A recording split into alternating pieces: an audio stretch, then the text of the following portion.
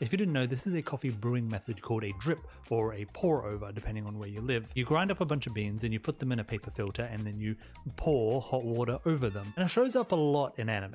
Like, a lot.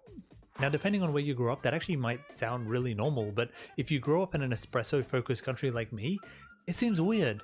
I mean, why would the preferred method be placidly pouring hot water over some loose beans when you could crush them together with a machine? Or at least use an AeroPress. In fact, I was so interested in this that I needed to find out.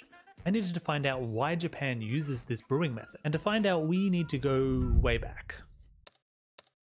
It's the 1600s and it's the start of Japan's Edo period. Now around this time, Japan didn't have that many Western countries that they traded with. There was a lot of rocky relationships with external countries, but there was one Western group that they did trade with, the Dutch, which, lucky for us and lucky for the Japanese, had coffee beans. Now interestingly, Japan didn't really take to coffee when it first arrived. They considered it far too bitter and too strong, which, to be honest, I could say about some green teas, though I might just be brewing it wrong. Now, there were some websites that claimed that it was also considered an asocial drink, but if people were criticizing my drink choices, I wouldn't want to drink with them either. Besides, as I'm sure you coffee enjoyers can attest to, coffee can be an acquired taste, but over time, slowly and surely, acquire the taste Japan did. Rolling up to the 1900s, you would start seeing shops called kisaten springing all up over Japan.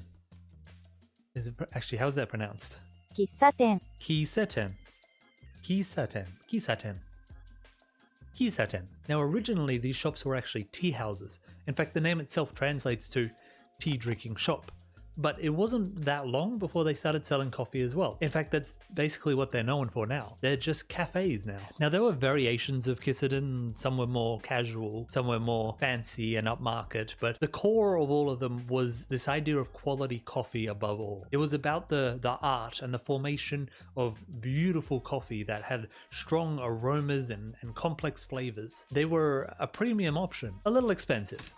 You would not find an espresso at a kisaten. Espresso had been invented at this point, but instead kisaten tended to focus mostly on more flashy brewing methods where you could see the coffee and experience it as an art form. It's at this moment that I should mention that there was one other coffee brewing method that just seemed to show up in anime way more frequently than any of the others. And that's the siphon coffee brewing method. And I say this because kisaten only tended to serve two types of coffee, pour-overs and siphon. I don't know if that's coincidence, but I feel like there's some significance there. Siphon brewing is actually this really interesting method of brewing coffee where you use pressure and gravity to avoid burning the beans. And it's supposed to taste really good. I haven't had it myself, so I can't judge. It is very flashy. Like, this thing looks like a science fair experiment or a piece of art, which is kind of the point. That's why it was used so much, and that's why it's often brewed in front of your guests or your customers. Something else I noted is that home brewing just didn't seem as advanced as it does today. They didn't have the range of inventions that we just take for granted. Instead, if you wanted to get something that was nicer than instant, you probably had to go down to your local cafe or your kisaten. In fact, it wouldn't be until the mid-1900s that coffee brewing at home became far more accessible to the everyday person. Now, Japan is known for a surprising number of coffee inventions.